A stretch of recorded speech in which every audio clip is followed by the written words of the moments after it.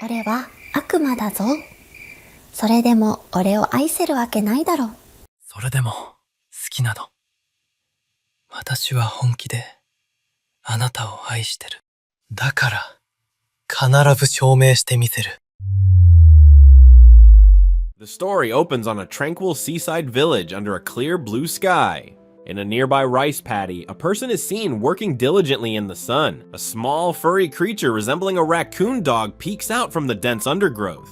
A traditional Japanese house stands peacefully amidst the trees as birds chirp. Inside, a white-haired girl with demonic features sleeps soundly, identified as Demon King Noah. She awakens with a massive, dramatic stretch in her sunlit room. Now wearing an apron, she offers a sleepy but formal greeting to her lord. A young man with glasses turns from the stove, warmly wishing Noah a good morning. He asks her to wait just a moment while he prepares one more dish for their meal. Suddenly inspired, Noah fiercely declares that she will also contribute to the cooking. She energetically washes a handful of wild greens in a pot of boiling water. With intense concentration, she clumsily chops the greens, watched by a panicked Hayato.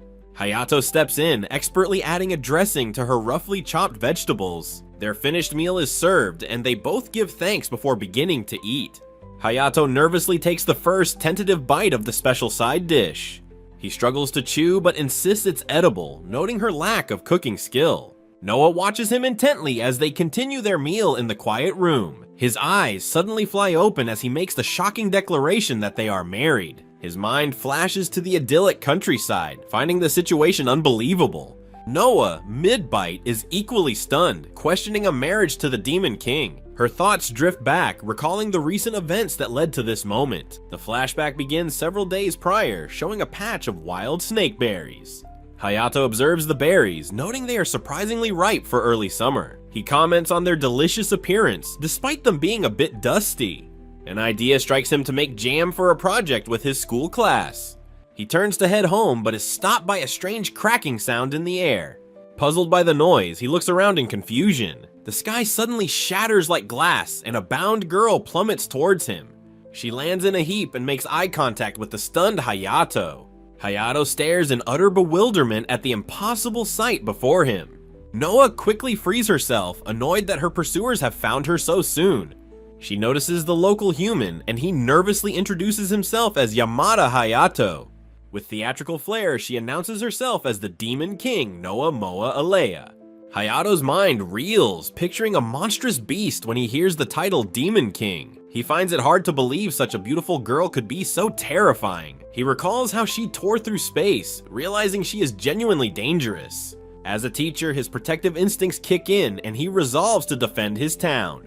He nervously asks the Demon King what business she has in their peaceful countryside. She explains that as the Demon King who governs destruction, she is here for a purpose. With great power, she declares she has come to witness the destruction of this countryside.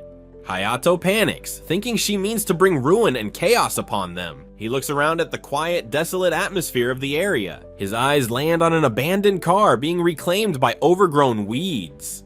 Noah blissfully declares her love for the decaying countryside, feeling its hospitality. Hayato is confused by her words, asking if she wants to be loved or destroyed. She looks away, contemplating his question with a hint of sadness. A brief flicker of vulnerability shows on her face as she thinks. Hayato gathers his thoughts, preparing to respond to her confusion. He gently suggests that if she can find happiness in a beautiful end, it's okay. His kind and profound words strike her with the force of a revelation. Her expression shifts to one of shock and utter disbelief.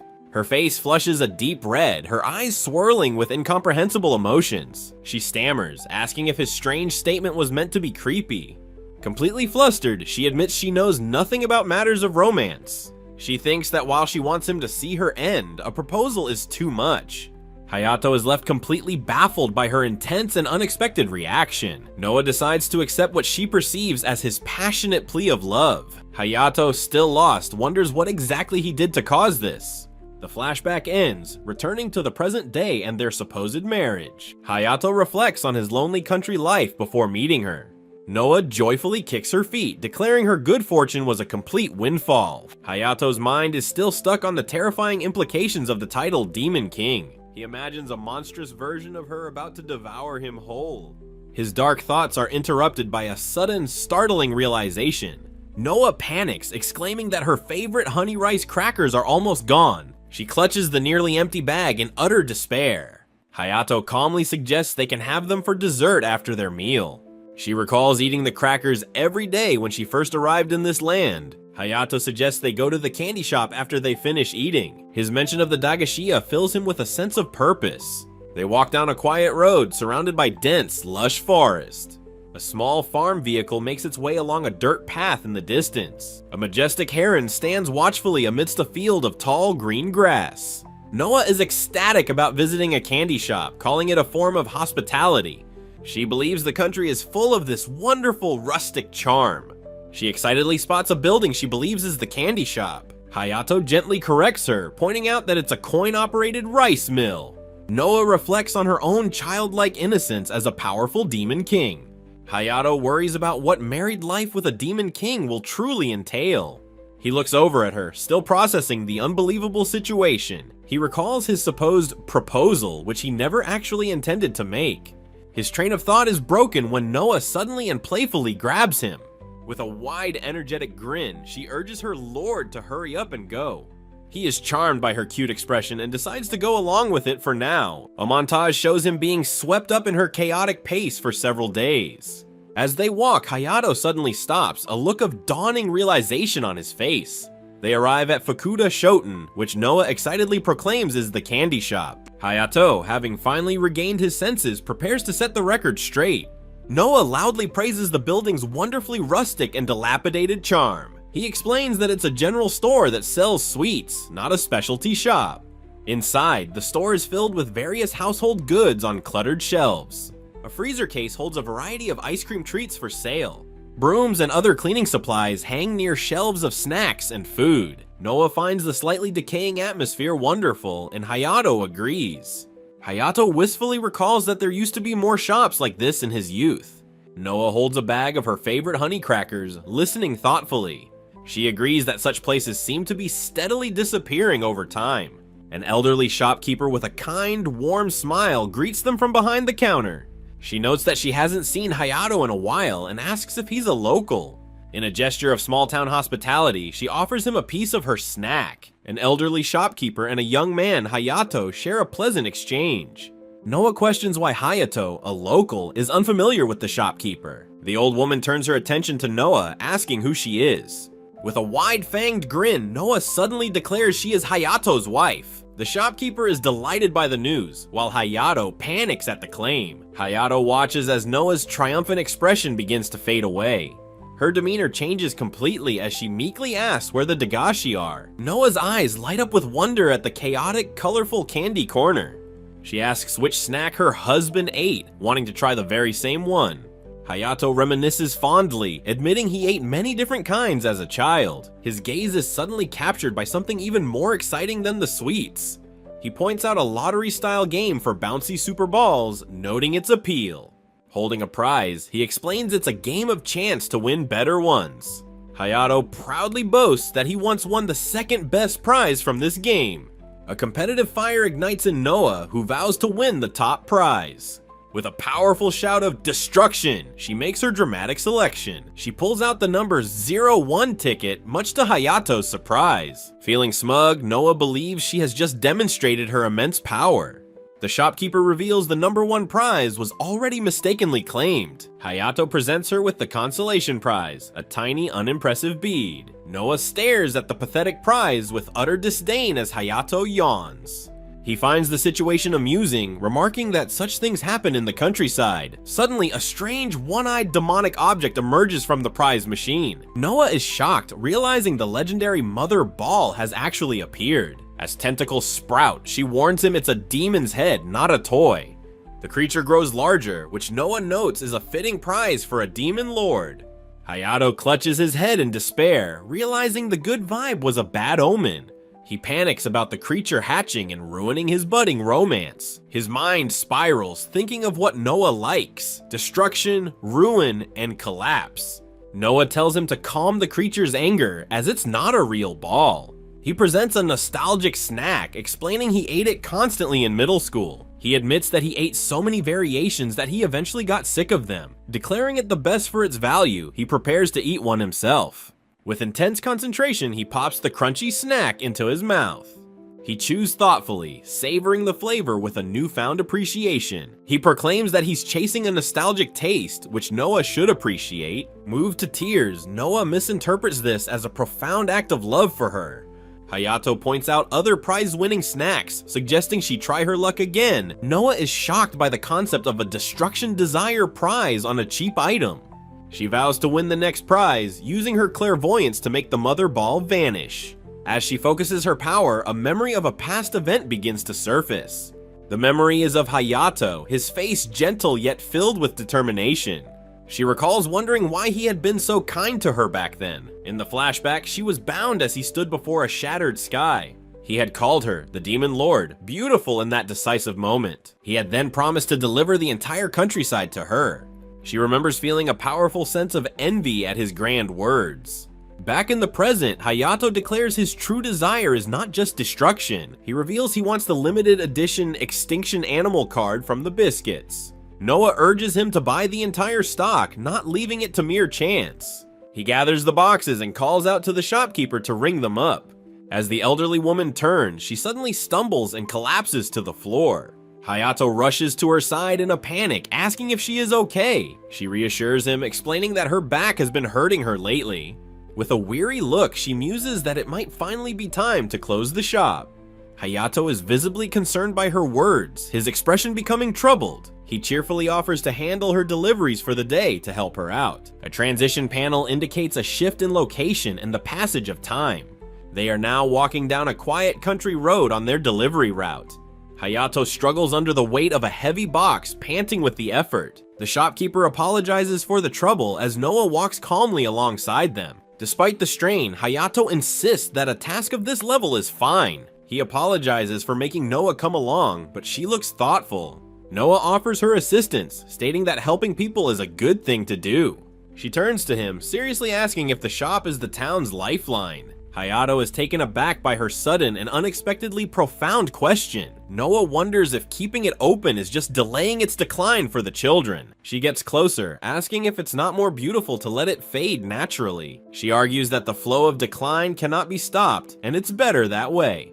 Hayato listens, his expression unreadable as he processes her philosophy. Noah stares at him intently, awaiting his response to her challenging idea. He confesses he never used to think about trying to save his hometown. He stands on the path, beginning to explain his change of heart to her. He admits he once hated how old-fashioned it was before moving to the city. Upon returning, he found himself thinking that old things weren't so bad after all. He explains with a warm smile that what he truly likes is this way of living. He describes life as people creating, eating, and repairing things together. He doesn't want to fight decline, but rather wants to let it fade gently. She clasps her hands, wondering what lies beyond the end of this era. Back in the store, they both agree the atmosphere has a nice fading quality. Noah sadly states that they might not be able to visit this store again. Her eyes widen in complete shock as he begins to respond to her. Hayato declares passionately that he wants to visit many similar places with her. He wants to go again and again before they all disappear from the world. Noah's initial shock gives way to a tiny, sharp-toothed grin. The grin spreads into a wide, triumphant smile as she understands his intent. He is startled as she prepares to respond to his heartfelt confession. He reaches out and firmly takes her hand, his grip full of emotion. He calls out her name, his voice filled with sincere feeling. She responds with a booming, villainous laugh, overwhelming him completely. High in the sky, Noah carries a flustered Hayato, asking if he has complaints. She suggests they finish their delivery route, a playful grin on her face. Hayato gazes down at the countryside, feeling a sudden sense of loss. He reflects on how he wanted to visit that disappearing store with her again. He loves the beauty of ruin, but his feelings are now more complicated. He looks up at Noah, his expression filled with newfound determination. A single word escapes his lips, a precursor to his sudden request. He blurts out a desperate plea, asking to propose to her one more time. Noah is caught completely off guard, turning to look at him in shock. Her face is a picture of stunned disbelief as she exclaims in surprise. Hayato recalls a past moment, remembering his desire to witness the countryside's ruin with her. He admits his initial proposal was unintentional, but now he truly means it. With desperate sincerity, he asks for the chance to give her a proper proposal. Noah calmly reassures him, revealing she had accepted his unspoken feelings back then. He is completely stunned to learn how deeply his words had moved her. She confesses to following her heart, thinking a life together would be wonderful. A confident, fanged grin shows her complete certainty in that past decision. With a faint blush, Noah agrees to accept his serious proposal this time. Overjoyed, he takes her hand and affirms his commitment with a resounding yes. Soaring through the sky, he passionately calls her name, ready to begin his confession. He begins by listing her flaws, calling her a terrible cook, which earns an annoyed glare. Despite her quirks, he desires a simple, everyday life with the thrilling demon lord. He pictures them drying persimmons in the autumn and preparing pickled plums. Their future together includes lazing on the veranda and helping with the rice harvest. He expresses a wish to visit the candy store and have her teach him everything. Acknowledging her love for Ruin, he explains that he wants to see more than just that. He believes what she truly wants to witness is the entirety of their life together. He passionately explains their shared memories will make the eventual end beautiful. For a moment, Noah is left utterly speechless by his heartfelt declaration. A wide, delighted grin spreads across her face as she prepares to accept his offer. She grandly offers him the reward of living eternally within her being. The tension breaks as they both erupt into joyous, unrestrained laughter. While flying, Noah reflects on his words, agreeing Ruin is defined by what came before. She gazes down at him, realizing this connection is what makes Ruin feel so beautiful. Hayato admits that he now feels a certain conflict within himself. He confesses that watching her has become the most beautiful sight of all for him. Their romantic flight is shattered as they suddenly realize they are completely lost. A tiny thought bubble reveals his gratitude for seeing a building. Far below, two small birds chirp on a roof, oblivious to their aerial plight. Back in their home, Noah is completely overwhelmed by the simple countryside life. Hayato wonders to himself how the Demon Lord could have ended up like this. During a meal, she playfully offers him a bite from her own chopsticks. He explains the town's strange system of using her power for snack deliveries. A new chapter begins with Hayato walking along a quiet country road. Upon arriving home, he receives a cheerful welcome from Noah and another demonic woman. The second chapter's title is revealed, Countryside and Gomen Bath. Noah dutifully asks if he would prefer to have dinner first or a bath. A mischievous grin appears as she suggests she has another idea for him. She excitedly presents a wriggling countryside monster, which horrifies him. She explains that wild creatures like a raccoon dog coexist with them here.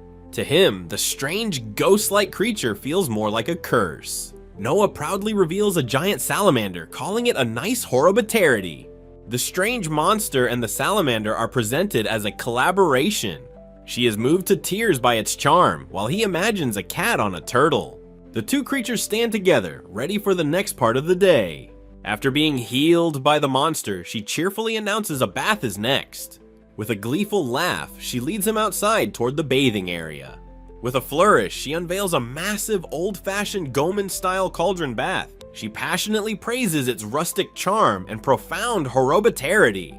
He simply notes her fondness for old things, wondering where she acquired it. She dramatically recounts finding the abandoned cauldron and wanting it for herself. She explains that she traded a rare and powerful demon world item for it. The laborious process of heating the bath begins with a splash of water.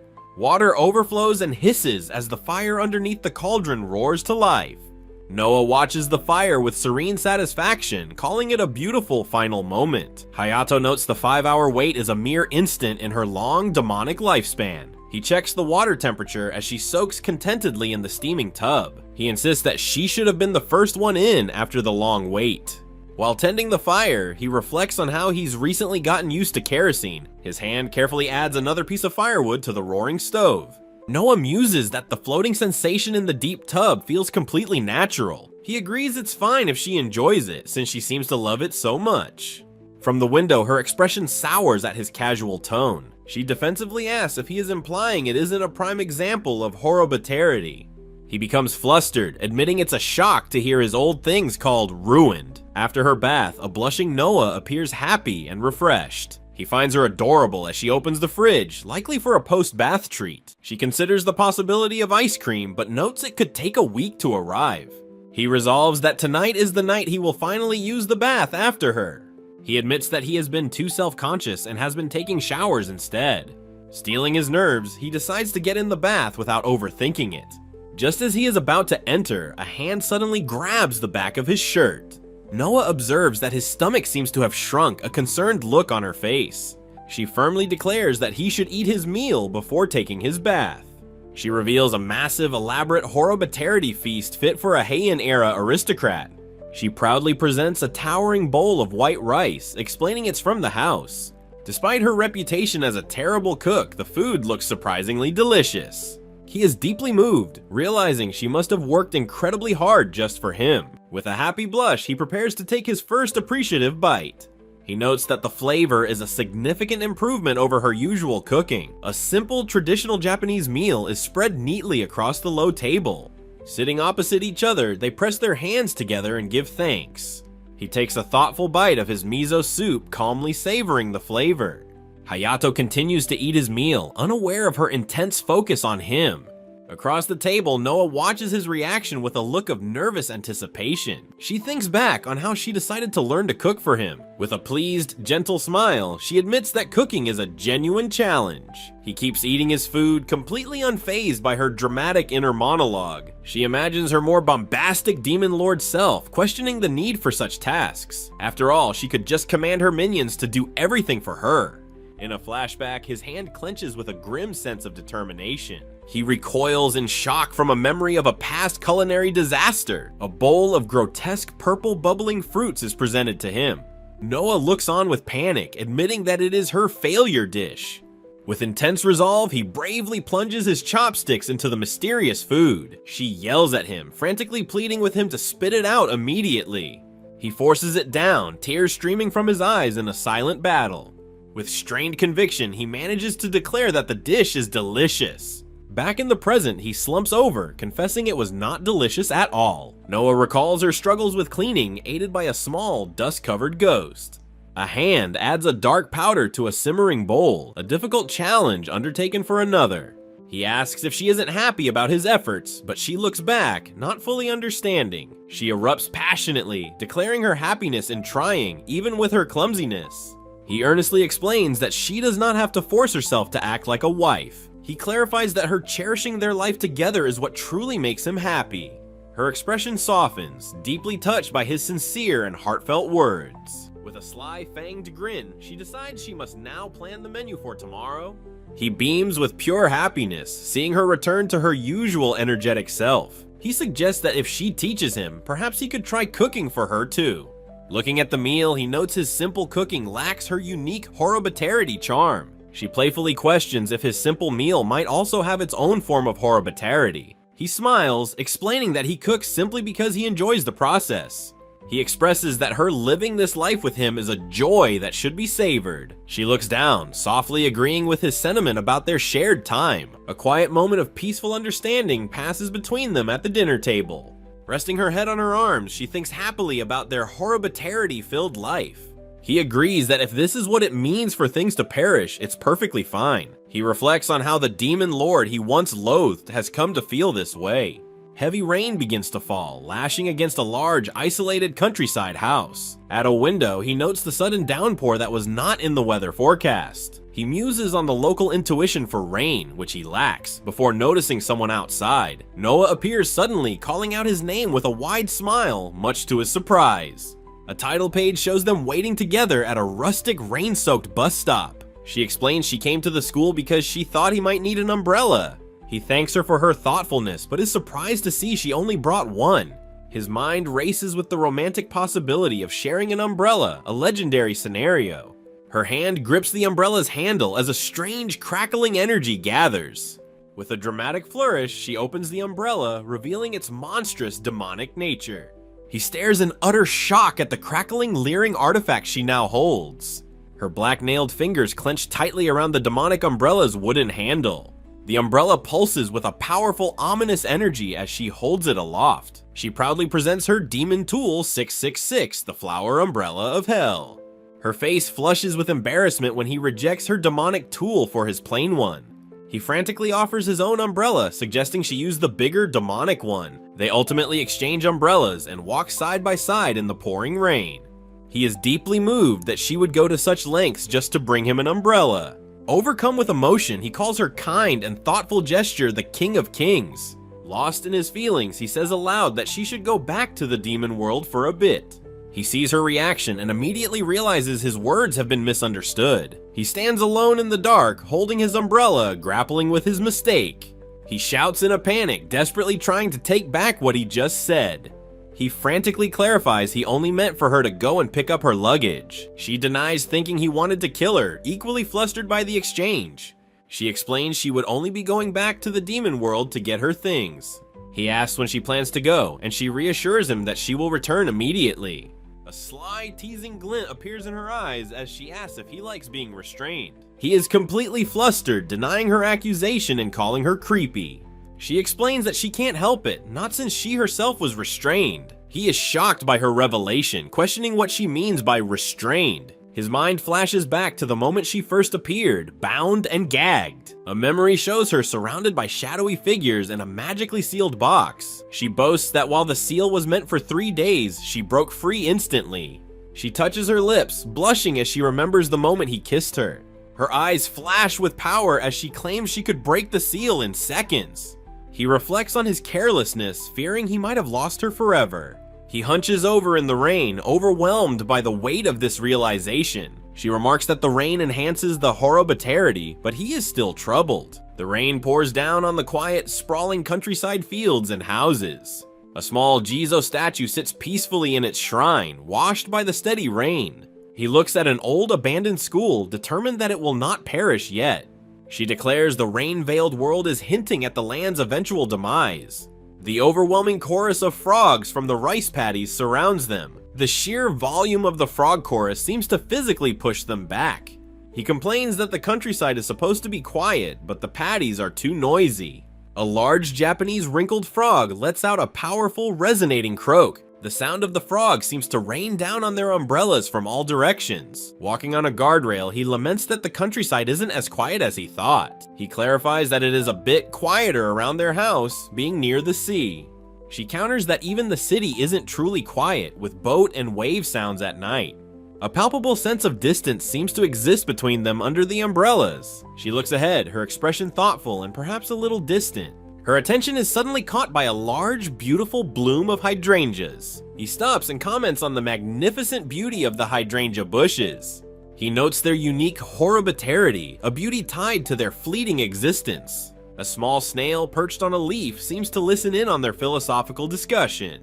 The snail sits on a wet leaf, a silent observer of the rainy scene.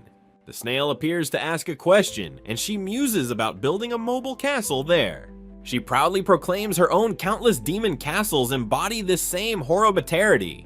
He listens to her, his expression turning sorrowful at her words. He imagines her returning to the demon world, leaving him with only beautiful memories. As if reading his mind, she turns and softly tells him that it's not like that. She explains that her home is here now, and this is the place she returns to.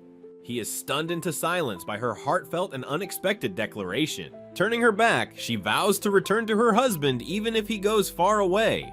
He shouts with conviction that he will not let her go back. She spins around furiously, yelling at him not to worry about her.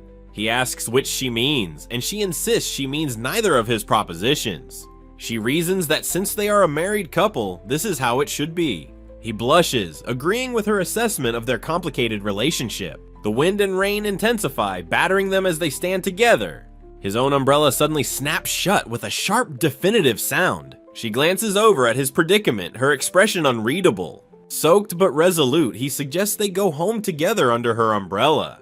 Her expression shifts to one of smug amusement as she tells him he's wrong. They walk away together as he asks about her luggage from the demon world. A new chapter begins, focusing on the countryside and a local god.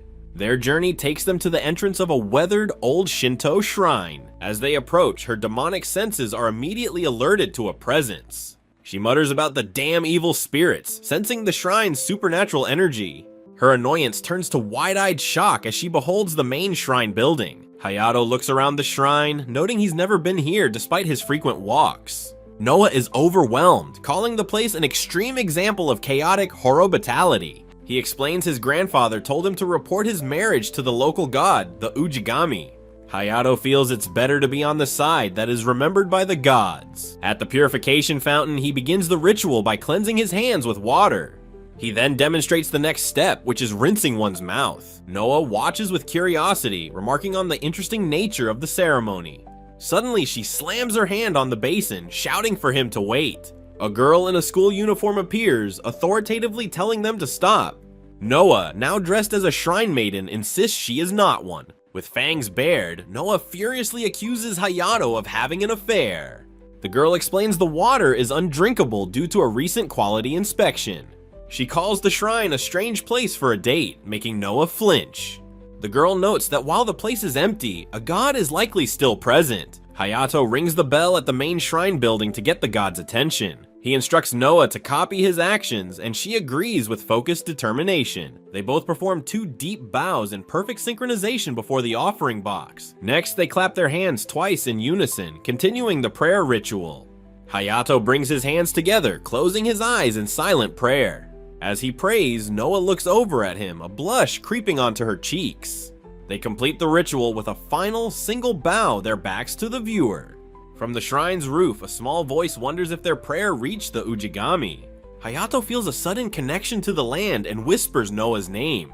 Noa reacts with a flustered expression, seemingly feeling the shift in energy. She is suddenly jolted forward, and Hayato asks what happened in surprise. A small, winged child has appeared, now sitting playfully on Noa's back. Hayato stares in shock and disbelief at the child's sudden appearance. The child cheekily pokes Noa's leg, while a girl wonders if she's a local kid. Noa recognizes the child with serious intensity, identifying her as the local god. The child puffs out her chest, exuding a powerful divine aura. She loudly declares her identity as the god of this land, Kamohashirano Mikoto Naruzo. Toneri calmly pats the god's head, asking if she wants to go home. Kamohashi unleashes a burst of divine punishment in a flash of light. She angrily declares that Toneri is the most disrespectful person she knows. The god proclaims she will never approve of a demon lord marrying in her sacred domain. Noa smugly holds the struggling god, who protests that she was tricked. Hayato tries to calm them down, his hands up in a placating gesture. He smiles, calling Noa a kind and wonderful demon lord, much to Toneri's confusion. Kamohashi shouts that a human and a demon can't be together. Noa retorts that it's too late, as they are already husband and wife. The god issues a challenge, demanding they prove their love through their actions. If they succeed, she promises to recognize them as the lords of this land. Noa confidently accepts, grabbing Hayato and declaring she will show their love. She stands with her arms open, ready for an embrace from a hesitant Hayato. Instead, he gently pats her on the head in an affectionate gesture. Noa closes her eyes, blushing deeply and enjoying the gentle head pat. Toneri looks on, completely baffled by what is happening between the couple. Kamohashi is equally confused and annoyed by their simple display of affection. Noa narrows her eyes, declaring that now it is her turn to act. She grabs Hayato and pulls him into a forceful, biting kiss. Overwhelmed with bliss, he thanks the god, while Noa admits it was embarrassing. Toneri is knocked off her feet by the sheer force of the moment. Kamohashi roars that it's not over yet and she won't let them win so easily. She tearfully tells Toneri that this concerns the god's very dignity. Amidst crumbling statues, she declares if they can do this, she will approve. With manic intensity, she points and yells for them to try kissing for real. Hayato and Noa are both stunned into silence by the sudden, intense demand. Kamohashi insists that if their love is real, they should be able to do it. Hayato turns to Noa, who looks back, surprised it has come to this. She looks forward, her expression a mix of shock and anticipation. Their faces draw closer, hearts pounding audibly in the tense silence. Kamohashi covers her eyes but peeks, exclaiming at how shameless it is. Their lips are just about to meet, the tension at its absolute peak. Suddenly, Noa's hand shoots up, covering Hayato's mouth at the last second. She gently presses her lips to his cheek instead, surprising him. Pulling back, she shouts that a kiss on the lips is for another time. Kamohashi and Toneri are left bewildered, asking what just happened. Hayato stands there, a look of pure, quiet satisfaction on his face. Later, Noa shyly looks at Hayato, holding a can of beer. She asks him if he would like to go on a date tomorrow. He shouts an enthusiastic yes without a moment's hesitation. The next day, he drives them, mentioning they're near his family's home. He suggests they stretch their legs for a bit while they are in the area. Noah excitedly pops her head out the window, taking in the scenery. He pulls the car up to their destination with a soft stop. Noah marvels at a massive building, surprised it exists in the countryside. She is immediately struck by a powerful feeling she can't quite place. She declares the place exudes a strong, nostalgic hospitality. Looking at the directory, she calls it a classic countryside date spot. Hayato, however, begins listing off his very practical and mundane errands. He continues his list, mentioning buying summer items like a goldfish net. Frustrated by his lack of romance, Noah screams that he's a natural-born hospitality. A memory flashes back to a summer festival and a bowl of shaved ice. He recalls his determination to finally confess his feelings to her. The memory shows them close together, a moment of quiet intimacy. His internal monologue reveals his resolve to tell her how he feels. He remembers whispering that he likes her, and her surprised reaction. The flashback shows the moment he leaned in and kissed her. Noah's face in the memory is a mess of adorable, flustered embarrassment. He recalls resting his head on her lap, murmuring that he likes her. Kamahashi's spectral form appears, scolding him for not being able to kiss properly. She berates him for his selfishness and not considering Noah's feelings directly. Her words hit him with the force of a revelation, making him realize his mistake. The god accuses him of only thinking about his own interests and desires. The scolding snaps him out of his reverie, his posture slumping in realization. With newfound determination, he knows he must convey his feelings properly. He decides it's not about marriage or observation, but about his true feelings. He turns to Noah and asks if there is anywhere she would like to go. Delighted, she playfully asks if he has any suggestions for their date. He smiles and suggests they visit a hospitality place, and she laughs with joy. A montage of their countryside date begins, each moment a new adventure. The scenes are filled with energy, capturing their shared experiences. Noah poses with boundless enthusiasm for a photo in front of a majestic castle. Inside a history museum, she expresses her contentment with the quiet atmosphere. At the bowling alley, her demonic power erupts in a chaotic multi-armed display. They share a moment of tranquility, sipping tea at a traditional cafe. In a local park, her excitement peaks as she discovers a peculiar mascot. She playfully pounces on the statue, explaining its unique, ruinously cute charm. Turning to Hayato, her face is radiant with pure, uninhibited joy. Watching her, he is struck by a sudden, profound realization of his feelings. A small, warm smile forms on his face, a silent acknowledgement of his affection. Later, he panics over a silverfish, but she calmly reassures him. Their exploration takes them past a traditional soba noodle shop. They continue their walk, passing by the sign for a local butcher. Hayato smiles, holding a bag of goods from the butcher shop. At an unmanned vegetable stand, she points at the produce with curiosity. The car's wheel spins, signaling the start of their journey home. In the car, she rests her head on his shoulder, peaceful after their date. He reflects on their happy day, knowing he still hasn't confessed properly. His courage fails, so he decides to make one last stop instead. He pulls over by a quiet, narrow river flowing through the deep countryside. She finds the rustic location a fitting souvenir for their hospitality day. He feels a bit flustered, thinking a river is a strange date finale. As twilight settles, a tiny flickering light catches their attention. She mistakes a firefly for a magic weapon, and he gently corrects her. He recalls an old saying about fireflies helping to convey feelings of love. He begins to list all the things he adores about her. He confesses his love for the way her eyes go wide with wonder. She is frozen in embarrassment as she overhears his heartfelt monologue. Overwhelmed, she stammers for him to stop, her face completely flushed. A caption notes that just 5 seconds ago, he was still speaking.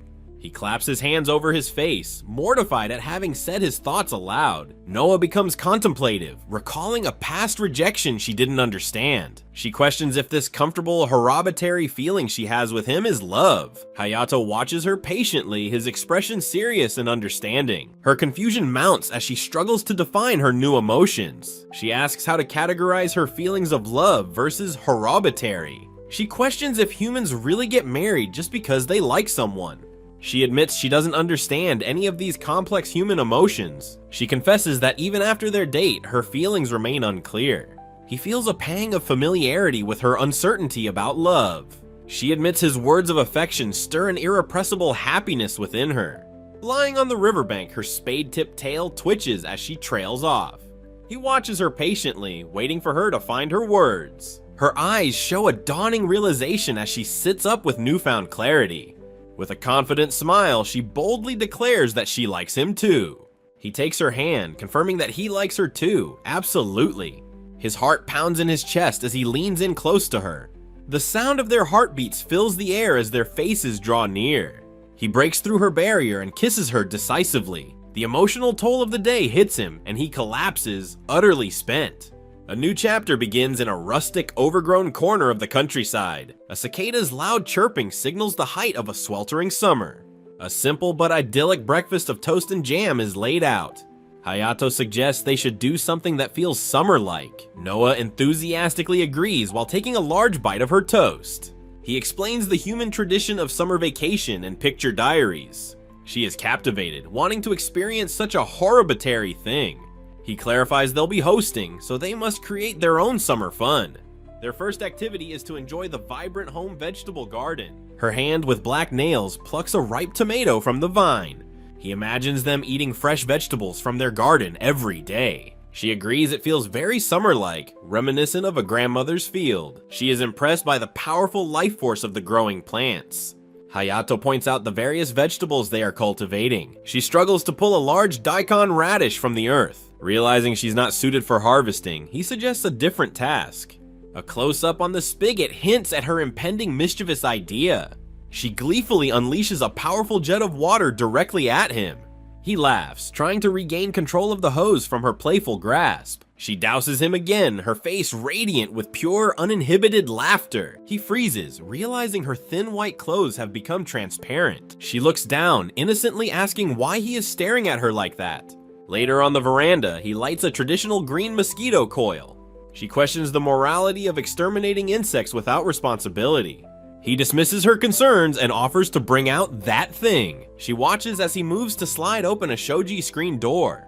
He dramatically unveils a large translucent mosquito net. Inside the net, he explains it's an excellent barrier against bugs. She notes that something is indeed trying to get in from the outside. His mind wanders to the intimacy of being alone with her. He thinks the closeness makes them feel like a married couple. She is completely at ease, unaware of his internal romantic turmoil. She remarks that it is her nature as a demon lord to monopolize things. The arrival of a delivery person suddenly startles them. He frantically tries to shush her from within the mosquito net. They share a look after he steps out to receive the package. The delivery person calls out, announcing that he has a package. He politely thanks the delivery person at the door. He wryly comments that this interruption was their third summer activity. The afternoon begins with her hair still damp and wrapped in a towel. She chugs a can of beer with gusto and refreshment. He exclaims in amusement at her drinking in the middle of the day. She casually uses her foot to switch on a nearby fan. A simple summer meal of tomatoes and edamame sits on the table. She declares that summer activities require a certain mood to be enjoyed. They decide to sit down together and plan the rest of their summer. He jots down ideas, and she gets excited about a fireworks festival. He also suggests they could make nagashi sumen together. He reminds her that the sea is right in front of their house. Hayato's mind drifts to a fantasy of Noah in a swimsuit, her name on his lips. Shaking his head, he decides to put the thought aside for now to avoid rushing things. A can of beer and snacks sit on the veranda, setting a relaxed summer afternoon scene. With her fangs showing, Noah lets out a long, contented sigh of satisfaction. She comments on how flirtatious they've been, causing Hayato to spit out his drink in surprise. Blushing, he muses that the summer heat seems to make people more open and uninhibited. Noah agrees, suggesting that they should seize the rare opportunity before them. Leaning in closer, she says it would be fine to be even more open with each other. He agrees that the moment feels perfectly summer-like, his own face flushing. She whispers that everything smells nice in the warm afternoon air. In a tender moment, they lean in and share a heartfelt kiss on the sunlit veranda. The kiss is shown in a close-up, emphasizing the gentle intimacy of the shared moment. Noah's playful side returns as she gleefully grabs Hayato's face, squishing his cheeks. Completely flustered by her affectionate teasing, he quickly covers his face with his hands. A view of the traditional house's exterior provides a moment of quiet transition. She sits back, agreeing they did a good summer-like thing together. With satisfaction, she states that she was able to destroy him well today. Her expression then turns serious as she remarks on the beautiful decay of the land. Hayato looks out at the scenery and soberly agrees with her poignant observation. A massive mushroom cloud blooms, prompting contradictory exclamations about summer from them both. A new chapter begins, showing a serene summer view of the sea from the house. The scene shifts to the bright blue water and fishing boats at the local pier. Hayato is suddenly hit with a spray of seawater, his face a mask of pure shock. His eyes wide, he shouts in disbelief that she is actually wearing a swimsuit. Noah strikes a confident pose in her batwing bikini, declaring it feels amazing. Completely captivated by the sight, Hayato sees her as a divine blessing. As he approaches in the water, she admits that wearing the swimsuit is quite embarrassing. He quickly reassures her that she looks great in it. Her confidence restored, she decides to forget horrible activity and just have fun for the day. With a cheerful cry, she turns and runs deeper into the ocean, leaving him behind. Stopping suddenly, she confesses with a panicked look that she might not actually know how to swim. Her mind fills with dramatic images of her battling monstrous sea creatures. She imagines the oceans of the demon world are filled with terrifying tentacles. Hayato confidently tells her to leave it to him, boasting of his swimming lessons. To distract her, he shows her a sand dollar he found in the shallow water. He gently takes her hands, instructing her to try floating on her back. Next, he tells her to kick her feet, guiding her through the basic motions. Her powerful demonic kick sends a massive geyser of water erupting from the sea. The force of the kick sends Hayato flying as Noah realizes she misjudged her strength. From the shore, two other girls laugh, remarking that she's finally getting the hang of it. Dazed and floating aimlessly, Hayato looks on as Noah approaches him. He is startled to see dark, swirling demonic markings appearing on her skin. When he asks what they are, she quickly reassures him that it's fine. The embarrassment of the whole situation suddenly overwhelms her and she covers her face. They both stand in the water, overcome with a wave of mutual shame. She wonders aloud why she gets so incredibly flustered in front of him. Their awkward moment is interrupted by a call from their friends at a beach barbecue. The grill sizzles with fresh seafood, ready for them to eat. Hayato realizes with a start that they've begun grilling without him. As they walk towards the BBQ, he gently takes her hand in his. The girl in the cap teases him for enjoying his time with his wife. Noah freezes, the word making her realize she might actually like him. The term waifu hits her with 10 times the embarrassment of simply being liked. She is left utterly speechless and beet red, her mind reeling from the shock. Noah touches her lips, murmuring that the sensation of their kiss was like a star chart. The girl in the cap pats her friend's head, explaining Noah is just very conscious of the moment. Watching her, Hayato thinks to himself that her flustered state is incredibly cute. Their friend declares that a kiss is a big deal and they haven't resolved it yet. She argues that such an ambiguous relationship is just a matter of convenience for him. Noah looks on with a flat, unimpressed expression, unmoved by the accusation. With a blush, she confirms that she did in fact kiss him. Hayato looks flustered as the girl whispers to him about the situation. The sharp-toothed girl demands he take responsibility for kissing the demon lord. Noah and the other girl erupt with a dark, powerful aura as they face off. The confrontation is revealed to be a dramatic setup for a game of watermelon splitting. The fanged girl explains the rules of their competitive, partner-based game. Hayato and the other girl look on, still confused by the sudden intensity. The two blindfolded participants stand ready as their friends prepare to guide them. The girl in the cap regrets starting the game before settling their romantic issues. Blindfolded, Hayato worries about getting hurt, especially as a teacher. Noah suddenly grabs him from behind, commanding him to follow her lead. She pulls him close, her body pressed against his back to guide him. Leaning in, she whispers the word pervert directly into his ear. The unexpected insult sends him stumbling backward in pure shock. He loses his balance completely and crashes into the ocean with a huge splash. The game descends into chaos as the other girls continue to play on their own. A large splash emphasizes the chaotic end to his turn in the game. In the distance, a lone fisherman works, oblivious to the beach shenanigans. Hayato emerges from the water, sputtering and soaked from his fall.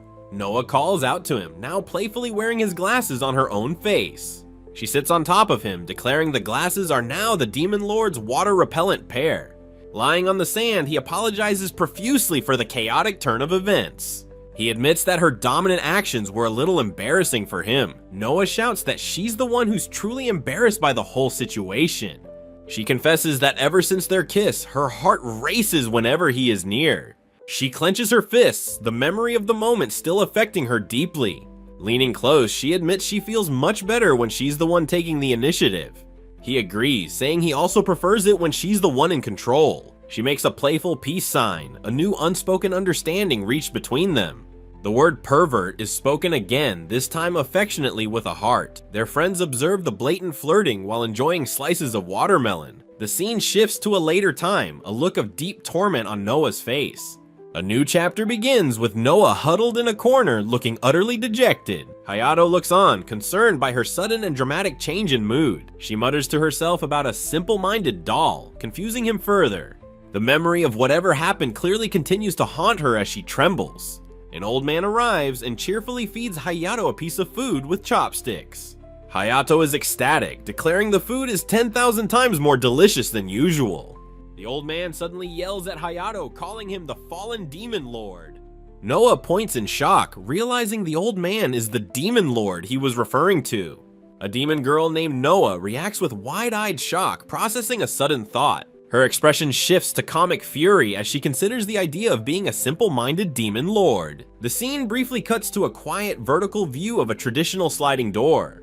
A thought bubble reveals her wondering if she somehow created this impression herself. She erupts in a fanged scream, vehemently denying that she is easily swayed. Calming slightly, she crosses her arms, insisting her true nature is haughty. A flashback shows her gleefully ordering around other demons during her school days.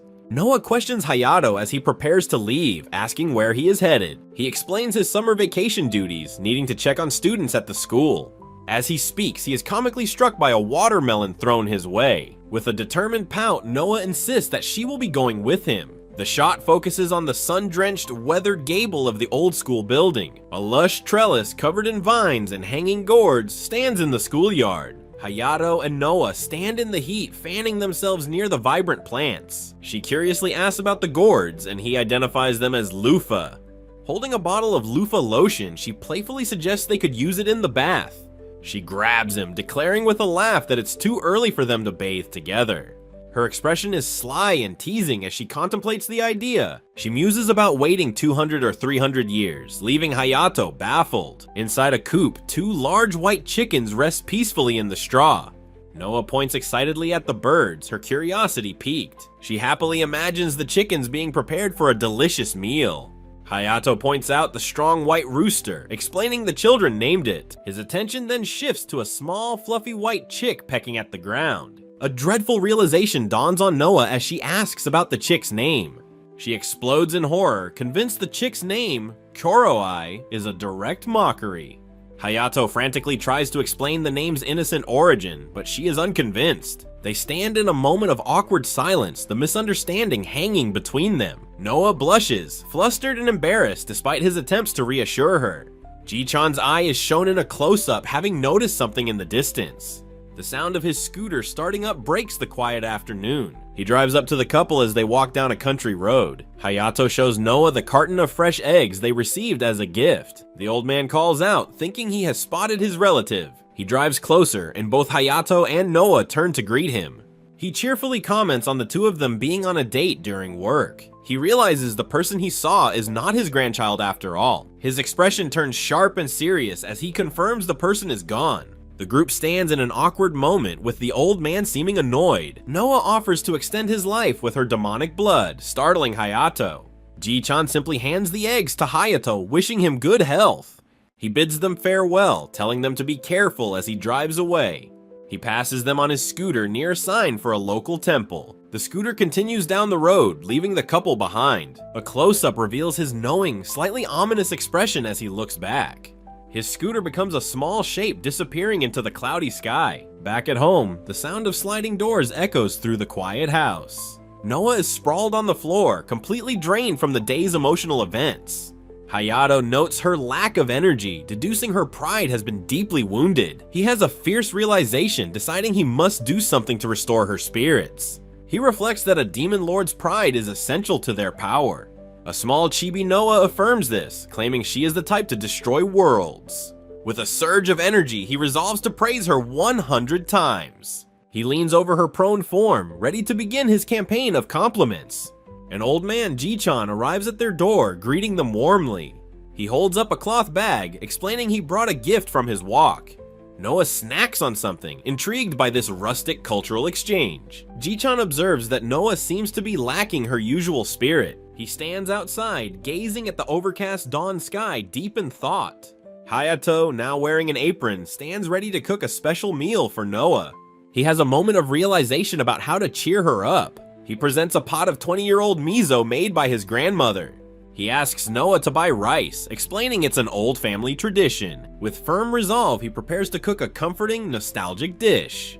The ingredients for hiyajuru are laid out: fish, miso, tofu, and rice. The first step shows hands carefully flaking the meat from a grilled fish. Next, the fish is mashed into a savory paste with miso and sesame seeds. Dashi, tofu, and other garnishes are added to the rich mixture. The cold, flavorful broth is poured over a bowl of chilled rice. The beautifully prepared hiyajuru is served, looking cool and refreshing. Noah's eyes fly open in delight as she exclaims her ultimate approval. Hayato smiles, noting how refreshing the meal is, even outside of summer. He offers her a side of grilled eggplant, his personal addition to the dish. He reveals that this is the very last miso his grandmother ever made. Noah is struck by the preciousness of the meal, her expression softening. Ji-chan remarks that the meal seems to have restored Noah's energy. A close-up shows her mouth, a silent and eager request for more food. Her sharp, fanged teeth are visible as she opens her mouth slightly. She closes her eyes in anticipation, asking for another bite. Hayato gently feeds her a spoonful from his own bowl. With a contented sigh, she declares the flavor of horribility is beautiful. She muses that this dish has a power to make her feel a certain way.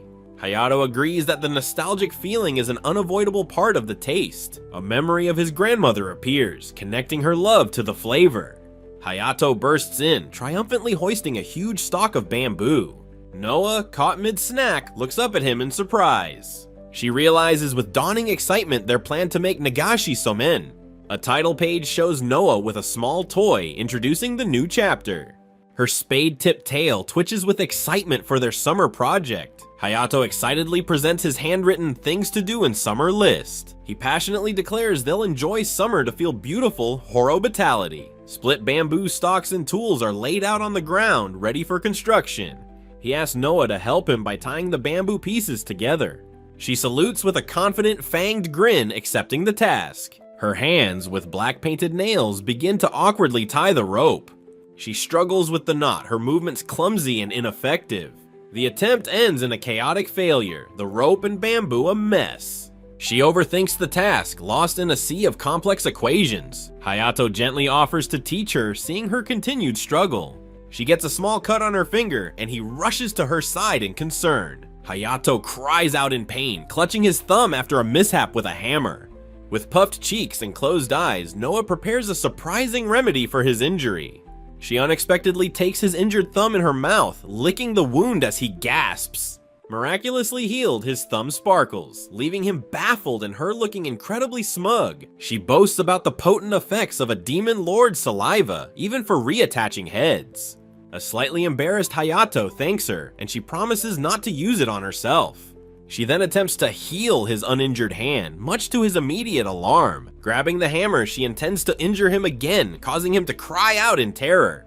Two mysterious figures, a rugged man and a uniformed girl, arrive with an imposing presence. Clinging to Hayato, Noah playfully introduces him as her husband to the newcomers. A group of local children peer from the side, observing the strange scene with curiosity.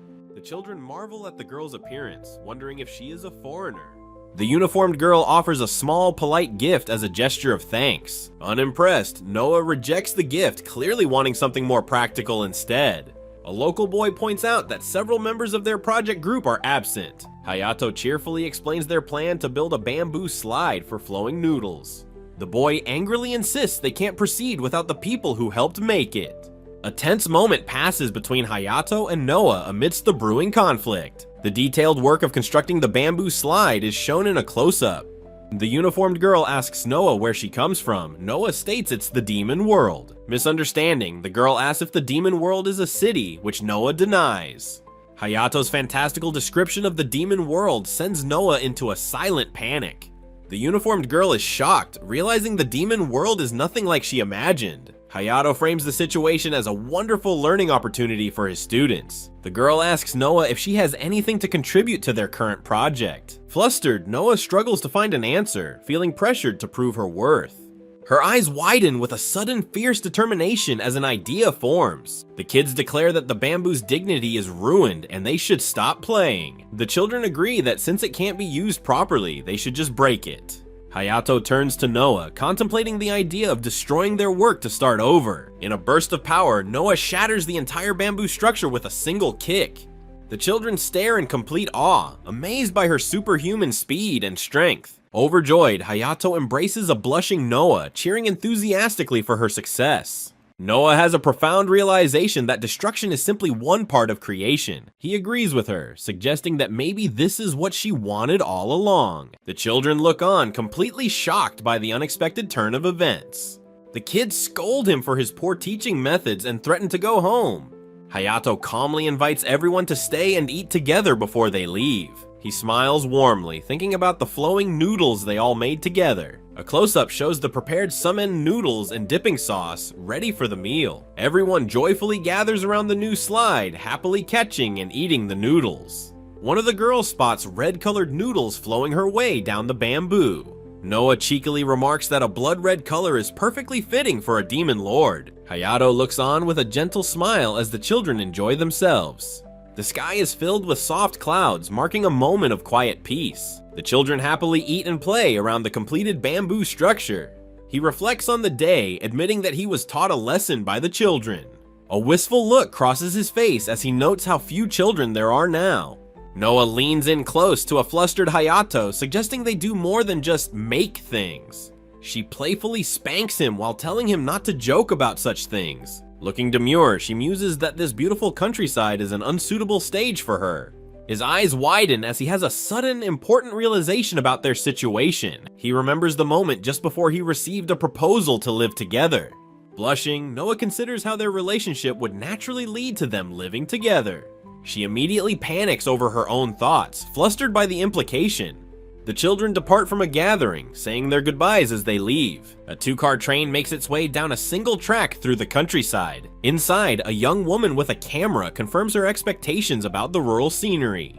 The train continues through the vast landscape, beginning the 10th chapter.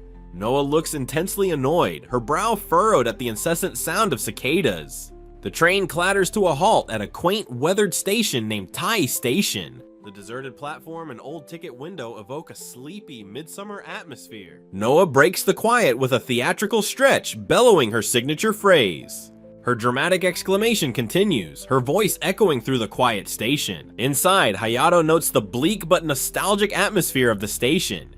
He informs her that the next train is not scheduled to arrive for another hour. She asks if his statement means they are effectively stranded for the time being. He asks why she seems to be deliberately holding back her usual hospitality. She shyly admits she wanted to bring him somewhere they could just be together. A series of photographic memories begins to flash by. Noah looks over a collection of photographs from a recent gathering. Hayato is shown enthusiastically snapping photos, documenting their time together. He happily takes pictures of his cute demon wife and her demonic relatives. His focus is clear. He wants to get as many photos of Noah as possible. He asks for her opinion on the hospitality photos he has taken. She declares that she will never forget the feeling the experience gave her. Being embraced, she exclaims that the experience will live on inside her forever. She happily declares that the number of cute things in the world is growing. Her happy moment is suddenly interrupted by an unexpected arrival. A young woman with a camera accidentally bumps into another person and falls. The photographer scrambles to her feet, bowing her head in a flustered apology. The three of them stand together in the aftermath of the minor collision. Flustered by Noah's cuteness, the photographer apologizes profusely and Noah forgives her. The photographer is still flustered, admitting how cute she found the other person. With a smug expression, Noah magnanimously grants her forgiveness for the swiftness. Hayato recognizes the newcomer, identifying her as his cousin. She introduces herself, still flustered, as Takatsu Ayumi. Inside, Ayumi explains that she grew tired of her solitary life in Tokyo. Ayumi turns her attention to Noah, hesitantly asking who she is. As he explains, Noah whispers for him to proudly introduce her as his wife. Ayumi questions the word wife, so Noah proudly lists off other similar titles. Utterly mortified, Hayato bows deeply to Ayumi, apologizing for the confusion. Ayumi apologizes for intruding, but he insists it's his fault for not explaining. Trying to lighten the mood, Ayumi suggests a toast to their nest of love. While Hayato is embarrassed by the cheesy phrase, Noah is absolutely delighted. With a surge of energy, she declares it's a demon castle of love powering up. Ayumi looks on, amused by the dynamic between the slightly embarrassed couple. Her photographer instincts kick in, and she excitedly begins snapping pictures. She exclaims that this raw, fresh energy will make for incredible material. Her eye swirls with excitement as she realizes the potential of her new subject. A flustered Ayumi apologizes for getting carried away by the couple's cuteness. Noah playfully asks who was cuter, while Hayato insists it was her. Ayumi shyly confesses her long-held dream of becoming a manga artist. She recalls childhood gatherings, feeling she couldn't possibly create a manga about the countryside. Hayato wonders about a manga of their life, an idea Noah finds promising. Ayumi, however, prefers keeping the feeling of horobatality as a fleeting memory. Her statement makes Noah glare suspiciously, questioning her loyalty to their cause. Ayumi quickly grabs Hayato's hand, declaring her support as a horobatality friend. She then addresses him affectionately as her countryside big brother. With a puzzled expression, Ayumi asks the simple question of what horobatality is. Remembering her purpose, she asks if they would help her with a small favor. The group poses for a reference photo in a brightly lit room. Ayumi explains that background photos for her manga look better with people in them. A sudden, brilliant idea strikes Noah as she stands behind Hayato. In a flash of inspiration, a mischievous plan forms in her mind. She suddenly grabs Hayato from behind, asking if this pose will work for a photo. Noah then dips him in a dramatic pose before pulling him into a close embrace. Ayumi is stunned, thinking it's unusable, while Noah boasts about their marital closeness. With wide eyes, Ayumi realizes they are using her manga as an excuse to flirt. Shaking off her shock, she furiously snaps photos, finding the material perfect after all. Later, a dejected Ayumi crouches on the ground as the couple walks away. Hayato and Noah pass by, leaving the pensive Ayumi to her thoughts. She reflects that the sparse population of the countryside allows for such carefree moments. Getting carried away by her work, Ayumi apologizes for her enthusiasm. They all gather around to look at the photos she took on her camera. Noah cheerfully declares that her horobatality collaboration photos are the very best. Hayato agrees, adding the memories are etched in his heart, which seems to trouble Noah. Noah holds the camera, looking at it with a quiet, wistful smile. Standing in the train, Hayato holds up the camera, looking toward Ayumi. He takes one final picture of them posing happily together on the platform. Noah smiles contentedly, thinking that the picture turned out well. Hayato looks over at Noah with a gentle, slightly blushing expression. He calls out to a departing Ayumi, asking if she wants more photos. Ayumi flees, saying she can't impose, while Noah announces her Ji-chan is visiting. The next chapter begins with Hayato announcing his cousin Ayumi is coming to visit. Noah is immediately fired up, preparing to be acknowledged as the wife of the house. A close-up reveals her fierce, determined expression. Ayumi is already present, asking if she can photograph them working. She whispers for them to ignore her, as if she were a grain of sand. Hayato mentions he has some sushi from the local co-op ready for their guest. He also decides to make ohagi for his great uncle, which greatly excites Noah. The cooking process begins with him meticulously washing the azuki beans. He then boils the beans in a pressure cooker with sugar and salt. The cooked beans are mashed into a thick, sweet paste. He decides to simmer the paste just a little longer to perfect the consistency. With a triumphant flourish, he presents the finished heaping plate of sweet bean paste. Next, he prepares the rice by mixing two different types together. He cooks the rice without pressure, watching the pot carefully. The rice cooks perfectly, bubbling gently as steam rises. Hayato thinks the cooked rice looks good and is ready for the next step. Noah trembles with anticipation, eager for her part in the process. She enthusiastically demands that he let her help with the next stage. Hayato thinks about the half-killing of the rice, a destructive process he enjoys. He muses to himself that he certainly excels at the destroying part of cooking. Noah interrupts, wanting to do more than just show off her strength. A close-up captures her blushing, earnest expression. He places his hand over hers on the spoon, causing her to fluster. She earnestly proposes a joint operation, a phrase that confuses him. He agrees to do it together, standing close behind her in the kitchen. They share a tender, smiling moment before they begin to work. Ayumi gets comically tangled up while trying to photograph their intimate moment. The finished ohagi are served on plates, looking rustic and delicious. Blushing, Noah admits that a little of her dark magic might have slipped into the food. She takes a happy, contented bite of the sweet treat she helped make. The scene shifts to a quiet cemetery where they are paying respects at a family grave. The simple stone grave stands silently under the shade of a large tree. A new chapter begins, focusing on more of their varied summer experiences. Hayato thinks to himself that he would like to hold Noah's hand at the grave. Noah suggests making offerings and wonders about floating lanterns down a river. He reflects that modern Obon traditions have become much more simplified. A group of elderly villagers arrives, presenting Noah with a lavish array of offerings. Overwhelmed, Noah tells Hayato she doesn't know how to handle success. Nearby, Ayumi's friends suggest a test of courage, which immediately excites Noah. Ayumi's friend quietly notes how naturally Noah gets along with Hayato. Another girl in the group angrily protests the idea of a test of courage. She suggests taking a picture of a scary, dilapidated shrine instead of disturbing the graves. The angry girl is then comforted by her friend, while Ayumi looks on in shock. That night, Hayato and Noah walk through a dark, wooded area. Hayato is terrified, but Noah calmly thinks the walk itself is scary enough. With a powerful leap, Noah suddenly disappears into the dense bushes. She rustles around in the foliage, preparing her spooky surprise.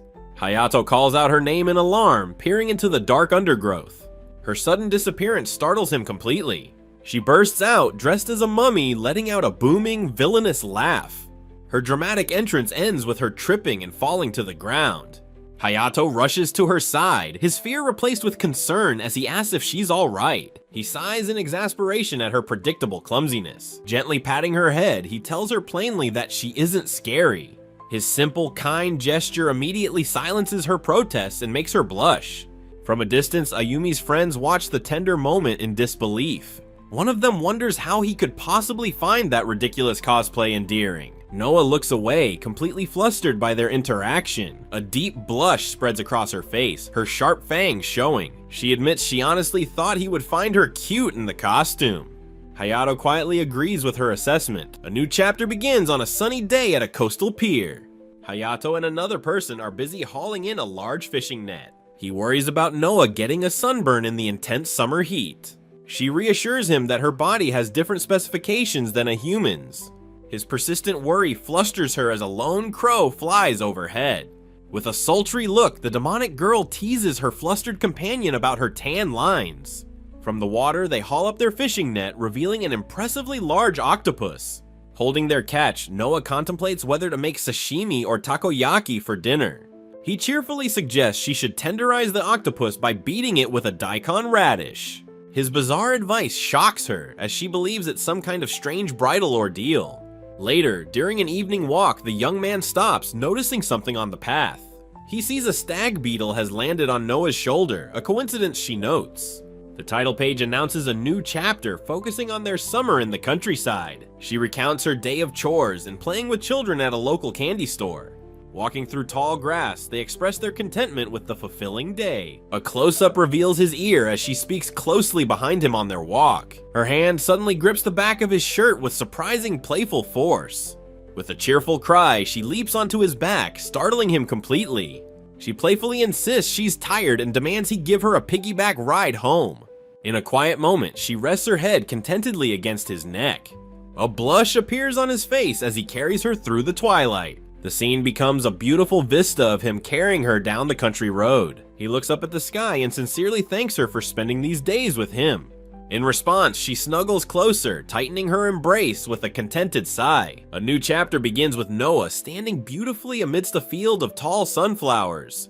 The sun beats down on the roof of their traditional countryside home. With a bright wink, she calls out to her, "Dana-sama, ready for the day." He enthusiastically announces their first task, the district's beach cleanup event. Next on his list is a divine event being held at the local shrine. Noah maintains a sweet, agreeable smile, simply saying "oh" to his plans. He then adds a swimming event led by the local fire department to their schedule. Her response is another placid "oh," her expression unchanging and pleasant. Finally, he trails off, mentioning a meeting for the neighborhood association. She keeps her sweet, serene smile, though perhaps a bit overwhelmed by his energy. As the sun sets over the ocean, the mood shifts to one of quiet contemplation. Noah sits alone, looking pensive and a little downcast after their busy day. The man approaches her, noticing her quiet state and holding a small snack. He asks if something is wrong, observing that she seems different than usual. With a kind expression, he gently asks if there is anything she wants for dinner. As he speaks, she imagines a cookie, thinking of something with a rich flavor. He tries to guess, suggesting something made with milk, like a condensed sweet. He then suggests curry, and she considers the idea for a brief moment. When he asks if curry is okay, she reacts with dramatic, flustered shock. She yells, clarifying a misunderstanding between the words for curry and "it's okay." Back at the house, he admits to himself that she seems mentally taxed. He serves her a steaming, beautiful plate of homemade curry rice and miso soup. He asks if it's delicious, and she confirms, loving the golden home-style color. She then adopts a tsundere attitude, insisting the spices are just working well. Her act crumbles as she slams her empty plate down and demands a second helping. He thinks that her tsundere act is cute, but worries she is genuinely unhappy. He resolves that he must do something to properly cheer her up. The bright sun shines down on a utility pole in the quiet countryside. In a blur of motion, she turns, now dressed for the evening's festivities. Wearing a beautiful yukata, she calls out for him, ready for the festival. Their walk takes them along a rustic waterway where she spots a small rock dam. As they cross a bridge, he notices her mood has improved, wondering why. He reflects that because she is a demon lord, their situations are unusual. She muses that he doesn't truly understand what being a demon lord means. Her attention is caught by a bonfire, which she mistakes for a wildfire. The tall grass by the side of the road sways gently in the breeze. A gentle, content smile forms on her face as she enjoys their quiet exploration. She points out a dragonfly, a weasel, and the bonfire with childlike wonder. He watches her with a fond, blushing smile, amused by her endless curiosity. At a fire cistern, she asks if there are fish inside, baffling him. A thin plume of smoke rises into the sky from the distant bonfire. Their walk is interrupted by a young woman with a camera who greets them. He comments on how tough it must be to take photos in the heat. An idea strikes him, inviting the photographer along might cheer Noah up more. He kindly suggests that the photographer join them on their walk. Noah's hand with its sharp black nails moves with sudden decisive purpose. She forcefully clenches the back of his shirt, pulling him to a halt. Both the man and the photographer are frozen in surprise by her action. Noah's face is a mask of intense, blushing jealousy and possessiveness. The man tries to apologize to the photographer for the awkward situation. Understanding the mood, she flees, claiming she needs to go draw her manga. Noah looks away as if nothing happened, though the tension still lingers. A montage of memories flashes by, capturing the chaos and fun of their summer. A close-up shows the man's mouth, suggesting a heartfelt confession is coming. He gently asks Noah if she was perhaps feeling a bit jealous. His question is direct. He wonders if she wanted to be alone with him. She is completely caught off guard, her eyes wide with shocked disbelief. Erupting in a flustered denial, she insists that wasn't it at all. Her confident facade crumbles into a mix of anger and deep embarrassment. She's utterly mortified at being so easily read by him. Her face is flushed a deep red, her mouth forming a cute pout. He playfully presses on, asking if she's sure that wasn't the reason. She thinks about how terribly embarrassing the timing of his question is. Overwhelmed, she reverts to her demon lord persona, calling him a moron. He finds her flustered outburst endearing, letting out a delighted sound. She peeks at him, wondering if he's teasing or just genuinely dense. Seeing her distress, his expression softens as he reaches out to her. He makes a heartfelt promise to make more memories, just the two of them. The scene shows discarded festival game prizes, remnants of their shared fun. A series of panels depicts the locking of doors and windows for the night. They playfully declare their home a flirt barrier, a private space. He playfully holds her from behind, both of them laughing in a tender moment. He whispers that someday he wants her to remember this happy, simple day. She looks at him, her eyes filled with a complex, gentle emotion. Blushing furiously, she tells him it's too embarrassing to talk about such things. The scene abruptly cuts to a monstrous tanuki-like creature in a fantasy world. A young woman in a military uniform looks on with terror and determination. She and a young man draw their swords, ready to face the snarling beast. The story returns to their quiet home, a phone resting on the floor. The next morning, they do synchronized radio exercises in their living room. The whimsical fish wallpaper provides a cheerful backdrop to their morning routine. Noah stretches blissfully, exclaiming how good she feels now that the fireworks are over. Standing together, she and Hayato gaze out at the sky in a moment of peace. She turns to him, asking with a serious expression if they will do this again next summer. Looking up at the clouds, he warmly promises that of course they will be together. On their veranda, he wonders aloud about their single summer life, planning for 60 more. He tells the sleepy Noah she must join him for morning exercises when she can wake up. The refrigerator door swings open, revealing a collection of drinks and food containers inside. Peeking in, he dramatically announces a disaster as she wonders if the world is ending. He reveals the crisis. They are out of barley tea, kalpis, and cider. Noah suggests beer, but he warns that rehydrating with alcohol is a dangerous idea. Since he has to drive to school, he announces he will make a drink from scratch. With a flourish, he presents a single, serrated green leaf as the key ingredient. He cheerfully reveals his plan to make shiso juice, much to Noah's fascination. The process begins with him washing and boiling a bundle of red shiso leaves. He then strains the dark liquid from the wilted leaves through a fine mesh sieve. With Noah watching, he adds sugar to the brew and places it on low heat. The final magical step is adding citric acid to the dark, murky liquid. Noah's eyes go wide in amazement as the drink brilliantly transforms into a ruby red. He ladles the finished, vibrant juice from the pot as she watches with anticipation. She takes a huge, satisfying gulp, letting out a loud sound of pure refreshment. The sweet and sour taste of the iced drink is incredibly refreshing and delicious. He smiles, explaining that for him, red shiso is a flavor that signals early summer. A small inset shows Noah's blank stare as he talks about the seasonal drink. He suddenly remembers he must go to work, promising to drink beer with her later. Alone, Noah calmly stirs the ice in her glass of freshly made shiso juice. A gentle, contented smile spreads across her face as she enjoys the quiet moment. At his school, Hayato is hard at work, surrounded by stacks of books and papers. His gaze drifts over to a bulletin board covered in notices and student artwork. He spots a poster announcing the upcoming July fireworks festival, planting an idea.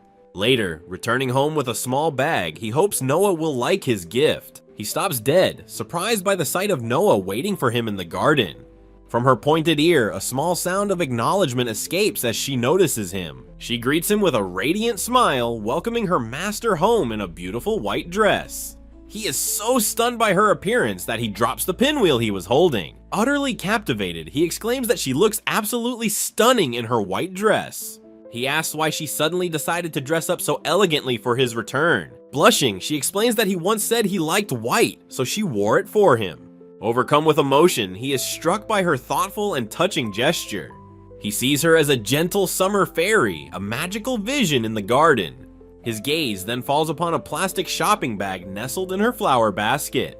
He asks what is in the bag from Inaka Mart, a small mystery in the air. That night, Noah watches a sparkler ignite, her eyes wide with wonder at the bright sparks. The shower of light is beautiful but fleeting, quickly dying down to a single ember. The last spark fades away into the darkness, its brief life now over. She holds up a new packet of fireworks, calling the experience an ephemeral horobatati. The combination of fireworks and the countryside at summer's end is almost too much. Overwhelmed, she clutches her arm, exclaiming that the stimulation is too intense for her. She finds the horobatati atmosphere to be beautiful but almost painfully potent. Hayato approaches with a bowl of shaved ice, suggesting she cool down with the treat. She takes a spoonful, feeding some to a flustered Hayato as they sit together. Another firework blooms in the dark, a quiet counterpoint to her emotional state. A bucket on the porch holds the spent sparklers, remnants of their evening fun. The distant pop of their remaining fireworks punctuates the quiet of the night. Hayato muses that wanting to be alone with someone is a special feeling. She listens intently, her expression serious as she processes his thoughtful words. He continues, explaining that what he feels for her is different from simple liking. He says that for him, his feeling for her is a special one, unlike any other. As he speaks, he realizes he has unconsciously let his true feelings show. His confession strikes her, and she realizes with a jolt that she feels love for him. A deep, knowing look passes between them as their feelings are finally understood. A single ember from a sparkler drifts down and extinguishes with a soft pop. She watches his back, feeling a mix of hope and anxiety about being his special partner. The possibility of their future together fills her with a powerful sense of anticipation. She wonders if she is allowed to harbor feelings other than her destructive nature. With her eyes closed, she whispers that she is feeling very anxious about it all. He looks at his phone, seemingly misinterpreting her mood in the quiet darkness. He offers to take a picture of the last sparkler for her, but she has a realization. As their sparklers touch, igniting in a combined burst of light, he moves closer. She is shocked, wondering if the sparklers have some kind of special combining ability. He leans in, his face just inches from hers in the soft, flickering light. He suddenly wraps his arms around her from behind, pulling her into a tight embrace. He murmurs that this doesn't solve anything, but only increases her hope and anxiety. Overwhelmed by his words and the gesture, she can only whisper a soft apology. He tells her that everything they feel, until it all fades, is horobatari. The tender moment shatters as she erupts in a comical, flailing tantrum, refusing to lose. She complains loudly that it's unfair, as her life as his wife is too happy. He simply smiles, weathering her outburst with a calm and amused expression. He tells her that if that's the case, she should just hug him back even tighter. They relax on the porch, enjoying a drink together in the comfortable silence. He promises to make many more wonderful memories with her during the autumn. The empty shaved ice bowl sits between them, a sweet remnant of their summer evening. A new chapter begins, focusing on the lingering heat of late summer and early autumn. On a bright day, Noah declares that it is the season for a horobatati hunt. She holds a popsicle, ready to search for the lingering feelings of summer. They walk together towards a dark tunnel, ready to begin their seasonal quest. She explains they are searching for the feeling of destruction that summer leaves behind. He questions if this is any different from summer itself as they walk. Looking towards the light, she wonders if such feelings can be found so far away. They emerge into a breathtaking view of a small, rustic seaside village. She points out the houses clustered so tightly they seem to lean on each other. She marvels at the weathered, sparkling red-tiled roofs of the old buildings. A white cat naps peacefully on an abandoned boat, adding to the tranquil atmosphere. Buzzing with excitement, she gives the village a horobatati rating of 4.5 stars. The man notes that this is outside his fishing collective's usual area. She eagerly tells him all about the day's events, not wanting to leave anything out. With a demonic grin, she jokes about a potential conflict with a neighboring settlement. He explains that this district's rougher nature is its own kind of horobatati. He muses that people might find it strange for him to be in such a place. A thought strikes her as she peeks out from behind him with a surprised expression. He tells her with a gentle smile that things would be simpler if she said she was his wife. A flustered Noah remains silent, crossing her arms with an annoyed pout. From inside, Hayato expresses his shame over the current situation. A red mailbox stands by the road, next to a questioning why. The scene transitions with a thin floral patterned panel. A quiet country road is shown with a sound effect for a sudden stop. Noah pants from the climb, complaining about the steepness of the hill. Her eyes light up with a mischievous idea upon spotting an old bicycle. A nearby cat identifies the classic country trope of a downhill bike ride. With a mighty yell, she launches them down the hill with Hayato on back. He lets out a scream of terror as they rapidly descend the slope. Hayato's face is a mask of exhilaration and fear as they speed down. The moment briefly transforms into a nostalgic vision of them as students. Reality returns as Noah struggles frantically to control the wobbling bike. A leaf lands on Hayato's head as he notes his hair brush something. He wonders about the soft object he touched, looking toward Noah. Noah peeks curiously from behind a red, white, and blue striped pole. She is completely shocked by the strange presence of the barbershop. Popping out from behind a sign, she asks what a barbershop is. She thoughtfully ponders the purpose of the spinning pole object. Hayato expresses his surprise at finding a barbershop so far out. He explains that small villages have shops, but she finds the smells odd. Noah eagerly declares her intention to get her hair cut there someday. He is horrified by the thought, imagining her with goofy country hairstyles. A determined glint in her eye reveals a new plan is forming. She decides to cut his hair herself, looking up how to become a stylist. Hayato reflects on how much his life has changed since meeting her. He recalls taking up exercise and cooking just to see her happy. After making a grand proposal, he feels himself becoming healthier. He asks her how she feels, considering her busy life as a demon lord. A gentle, content smile forms on Hayato's face as he thinks. He wonders aloud if it's okay for her to no longer be a demon lord. He admits he almost returned to his old village and way of life. Noah warns him to stop talking nonsense or she will leave. Panicked, Hayato desperately calls out to his Dana-sama. She playfully pounces on him, nuzzling him with a happy "Nya." The actual cat looks on, annoyed at her affectionate display. Hayato, flustered but happy, gently strokes her head. He says that next summer will be fine too, looking at the scenery. Noah's hand with black nail polish touches a sweet bread roll. She takes a bite, exclaiming how sweet the bread is. He explains it's a low-carb roll with a gritty sugar substitute. They sit together quietly on a grassy hill under a cloudy sky. Noah laments that their hunt for an autumn atmosphere was a failure. A close-up on her eye reveals her deep disappointment. She erupts in frustration, yelling that there's no autumn feeling at all. Hayato calmly points out that the weather is still quite warm. He muses that the real autumn feeling won't arrive until October. She inspects his shirt, disappointed by its thin, modern material. He suggests that this lack of autumn is the true feeling of early autumn. Noah listens with a thoughtful expression, considering his words. He continues, explaining that this is simply how the seasons change. Understanding dawns on her as she touches the ground in realization. Her spade-tipped tail twitches with a surge of newfound energy. She leaps up, declaring that embracing the seasons is the countryside way. Hayato is taken aback by her sudden enthusiastic agreement. He jokes that it feels like 10,000 years since she arrived. A new idea strikes him as he turns to her. He announces there is something autumnal they can experience right now. A bloom of translucent jellyfish drifts gently through the water. He points them out, identifying them as a sign of the changing season. Noah rates the sight a 3.7, finding it a bit underwhelming. Hayato reflects on the soft, ephemeral feeling the creatures evoke. Noah suddenly points at something else, shouting in utter disbelief. A new chapter begins, showing Noah in a yukata at a festival stall. Her spade-tipped tail is cleverly wrapped around a container of sauce. At a meal, Noah happily eats some pickled vegetables with her chopsticks. Her face is a picture of pure contentment as she chews. Hayato watches her eat, a neutral expression on his face. She moves on to a bowl of rice, still eating with gusto. They sit opposite each other at the table, a box of tissues between them. Noah repeatedly steals food from Hayato's side of the table. He comments on how incredibly salty his grandmother's pickles are. Noah grimaces, finding the Demon Lord's diet unenviable. He reflects on the heavy use of salt, sugar, and oil in preserved foods. A determined glint appears in his eye as he decides to take action. He opens a large pickling container, announcing they will make their own. Noah inspects the container, impressed by his proactive attitude. She hugs the container, recognizing it as a home improvement store item. He explains his plan to make a rice bran pickling bed, a nuka doko. Noah is thrilled, declaring her desire to inherit this horribility.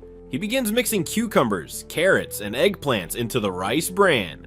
Noah watches with wide, fascinated eyes as he works. She gasps in shock as he pats the mixture with his bare hand. He asks if she wants to take over, but she quickly refuses. He explains that the bacteria on his hands might spoil the mix. He suggests they should mix their hands together in the bran. He awkwardly calls it a joint activity for a married couple. Noah misinterprets this as some kind of advanced kinky play. Hayato is bewildered, imagining a monstrous one-eyed pickle. Noah suddenly grabs his face, pulling him close. A large question mark appears as he wonders what is happening. She holds her hands up as if preparing for something. She then hugs him tightly, much to his surprise. To his horror, she shoves her hand straight into his mouth. She pulls her hand out, asking what that was all about. He notices his MP fluctuating, wondering if it's magic or mental points. Noah sternly declares that it stands for Mau Power, Demon Lord Power. She explains that consuming horribility increases her MP. However, being lovey-dovey causes her MP to decrease. Hayato is stunned, realizing their peaceful life has been draining her power. A flicker of understanding crosses Noah's face as a thought dawns on her. She panics, realizing their affection is just a means to restore her power. With fierce determination, she announces her resolve to reclaim her lost strength. It's time, she decides, to explain everything to her Dana-sama. She begins to recount her life as a demon lord before coming to this world. Her story paints a picture of the grand and imposing demon world. A flashback reveals her former self buried under mountains of tedious paperwork. Subordinates relentlessly deliver reports of endless tasks, meetings, and approvals. A hero suddenly appears in her throne room, declaring this her final moment. The heavily armored hero vows to seal her power and banish her forever. To his utter shock, she is ecstatic at the prospect of leaving. She joyfully remembers arriving in this new land, her power sealed away. Hayato listens to her tale, completely smitten and wanting to marry her. The memory overwhelms Noah, leaving her in a blush-filled, emotional daze. Lying on his lap, she explains how the hero's magic bound her power here. He leans over her, his expression serious as he listens intently.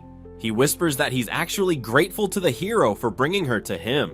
A question about her possibly returning home hangs unspoken in the air. Noah erupts in frustration, realizing their intimacy is now draining her MP. Hayato looks troubled, wondering what they could possibly do now.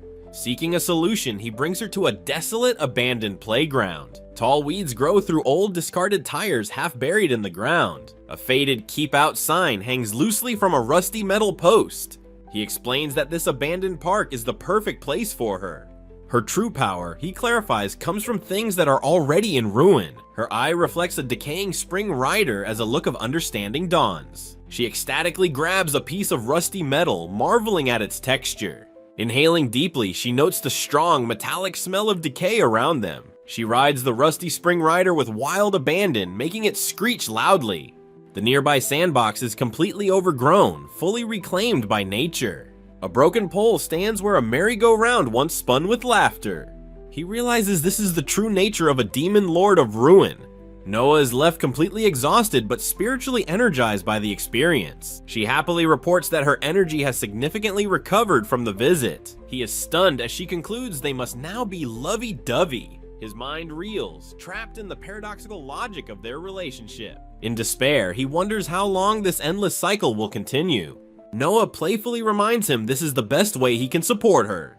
He turns away, feeling a mix of guilt and uncertainty about how to proceed. His thoughts are a jumble of wanting to help but feeling completely lost. Her spade-tipped tail sways as she prepares to take decisive action. Suddenly, she leans in and plants a soft, gentle kiss on his lips. He is stunned into silence while she gazes at him with a sultry expression. She continues with a series of quick, teasing pecks, catching him off guard. He is completely overwhelmed by her sudden and forward display of affection. Flustered beyond words, he finally manages to ask what she is doing. With a predatory grin, she announces this is her new way of asking for help. He understands that her low MP has made her desperate and bold. A game-like status update confirms her magic power is still dropping. The scene shifts to a countryside road, beginning a new chapter on rice reaping. Noah excitedly hangs out the window of their small, moving truck. Their vehicle travels through vast golden fields of ripe rice. A one-eyed spirit observes that the land is overflowing with life and prosperity. She happily rides in the truck bed, declaring that a small dream has come true. She taps on the rear window to get Hayato's attention from the driver's seat. He glances in the rearview mirror, his expression a bit stressed. Her face is comically squished against the glass in a playful gesture. She continues to make silly faces, clearly enjoying the ride immensely. The truck bounces along the country road, full of vibrant energy. Despite her joy, her MP bar suddenly and dramatically drops. She feels her energy drain away, realizing she needs to be careful. Hayato has a sudden, serious epiphany as he continues to drive. He understands that this vibrant land is weakening her demonic power. The rules have flipped. He realizes affection now drains her MP. This new dynamic makes her lovey-dovey request even more complicated. They arrive at a field where children and adults have gathered for the harvest. One of the boys announces it's time to reap the rice they planted. Hayato cheerfully greets an old man, offering to help with the work. The old man says he was about to quit, but will continue for them. Noah, looking drained, weakly greets the old man from behind Hayato. Moments later, she's full of energy, proudly showing off her autumn clothes. She cheekily asks if she's being a public nuisance by bringing him along. Others comment on the unique, relaxed yet strict nature of the countryside. A girl with a camera excitedly snaps photos, finding the scene great material. Another girl scolds the photographer, reminding her she should be in school. The hard work begins with a sharp sickle slicing through rice stalks. A young girl works diligently, gathering a large bundle of rice. Dragonflies dance gracefully over the tops of the swaying golden stalks. Beautiful red spider lilies bloom brightly at the edge of the field. The entire community works together under the clear autumn sky. Noah stands alone in the field, letting out a long, satisfied sigh. With a huge fanged grin, she shouts her approval of the horribility. Hayato watches her from a distance with a warm, fond smile. She approaches him as he works, her spade-tipped tail twitching happily. He explains the traditional, almost forgotten farming methods they are using. These old ways, he notes, have nearly been lost to time. He has left the important task of tying the rice bundles to her. She holds a sickle with a look of fierce, almost feral determination. He leans in very close, whispering that he enjoys this proximity. Startled and flustered, she tells him not to get so close while she works. She glances at him from the corner of her eye, a faint blush on her cheeks.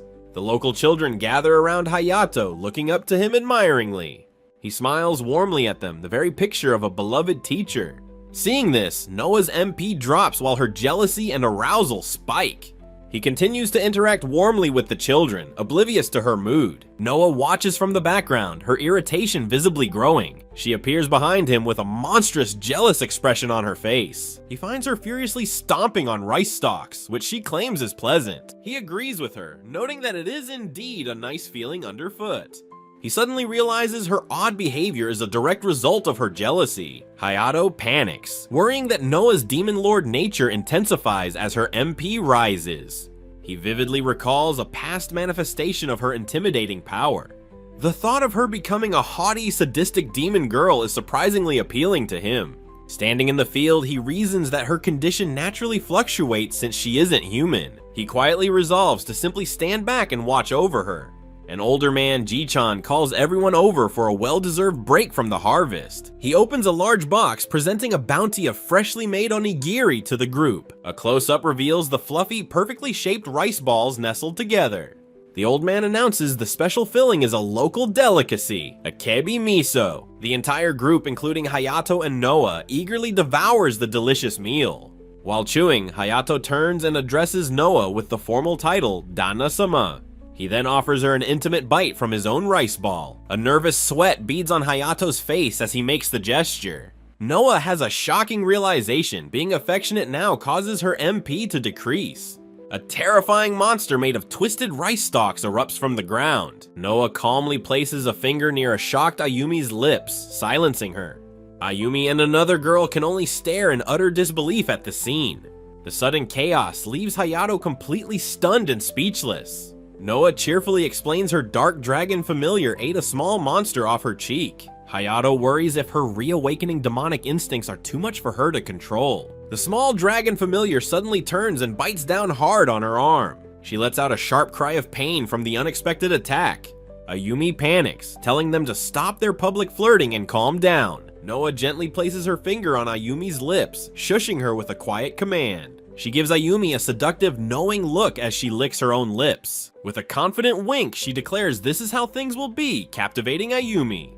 A sporty girl on the ground complains weakly about a god seed. She angrily stands up, completely rejecting any offers of help. She tells them to go home if they can't manage to get along. Noah smirks, remarking that a thank you would have barely restored her MP anyway.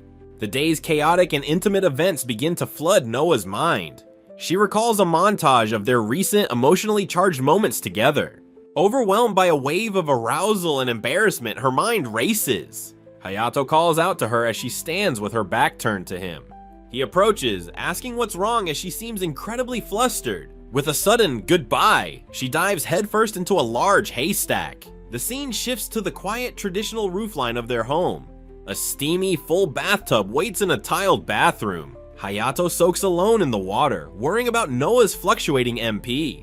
Elsewhere, Noah considers that it might be fine if her power never recovers. She blushes, recalling an embarrassing memory of him insisting she bathe first. Lost in thought, Hayato sits alone in the quiet bathroom. A sudden noise from the door startles him from his reverie. The bathroom door slides open with a loud rattling clatter. Noah bursts in and throws a basin of water directly at him. Her face is a mask of mischievous and determined energy. She leaps into the tub and grabs him, demanding he pour hot water on her. Her fully clothed body presses against his in the chaotic splash. He protests, completely bewildered by her sudden and bizarre actions. Despite his confusion, he feels a strange sense of bliss in her arms. Noah lets out a sigh of relief, her intense arousal finally subsiding. The scene changes to autumn, a bamboo broom sweeping colorful fallen leaves. The mountains are shown in the distance, their leaves changing color. A cricket chirps loudly amidst the dry, rustling leaves on the ground. The rustic village rooftops create a nostalgic, sepia-toned atmosphere. Hayato begins to narrate the change of season as Noah smiles happily. She excitedly shows off her new, stylish autumn outfit. A close-up highlights the cozy white cardigan she wears. Hayato smiles, remarking that her good mood is uplifting. She declares that the crisp autumn atmosphere alone is enough to raise her MP. He worries internally that her MP plummets just as quickly as it rises. Her emotional instability grows, becoming a source of deep concern for him. While sweeping, Hayato notices something strange on the ground. He steps on what appears to be shards of shattered glass. Noah leans on his shoulder, asking if it's like the time she split the sky. A figure crashes down from above with tremendous force. Hayato and Noah are thrown backward by the shockwave, their faces stunned. An imposing figure stands tall amidst the debris. A subordinate whispers the title Demon Lord in fear and awe. The newcomer Noroku declares that she has finally found them. She extends a gloved hand, stating that it is time to return. Her sharp gaze is fixed on her target, intent on a journey to the demon world. Noroku's stern demeanor melts as she showers Noah with affectionate head pats. Hayato watches the bizarre display, completely confused by the sudden change. Noroku then turns and nuzzles Hayato's cheek like a cat. She becomes serious again, urging her Jashin-sama to escape with her. Noah looks shocked and confused by Noroku's frantic actions. Hayato calls out for them to wait as Noroku tries to pull Noah away. Noah defiantly pulls her hand free from Noroku's grasp, refusing to be moved. She confirms that Noroku was indeed her subordinate in the demon world. The mention of her past seems to jog her memory. With a fierce roar, she refuses to return, shouting that she will not work. She reminds Noroku that she was exiled to this world by a hero. Noroku insists they will find a way to force her back, regardless of her wishes. Hayato reflects that he is not surprised someone from the demon world came for Noah. He admits to himself that he always expected this day might come. He decides this is the perfect time to show off the appeal of their home. His plan is to convince Noroku of the land's good qualities. He begins to describe the mountains, the river, and their quiet house. He believes Noah has grown too attached to their life to leave, especially alone. He turns and gently says Noah's name, his expression soft. He thinks to himself how much she has saved him since her arrival. His heartfelt words at such a tense moment make Noah incredibly flustered. She worries her MP will plummet from the emotional overload.